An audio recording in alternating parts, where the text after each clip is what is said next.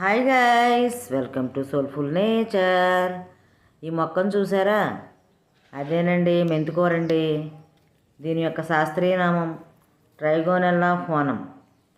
ఈ మెంతికూరను ఎక్కువగా వంటల్లో ఉపయోగిస్తారు. అంతేకాదండి, ఈ ఆకులను బిర్యానీలో కూడా వాడతారు. ఈ మెంతులకు ఔషధ గుణాలు ఉన్నాయి. ఈ మెంతి గింజల్లో ఉన్న జిగురు స్వభావం వలన జీర్ణాశయానికి ఎంతో మేలు చేస్తాయి. అంతేకాదండి, మెంతాకును పప్పుల్లోనూ ఎక్కువగా వేసుకుంటారు.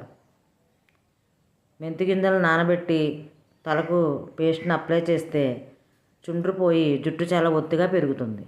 చూసారా ఈ మెంతి కూరలో ఎన్ని సుగుణాలు ఉన్నాయో.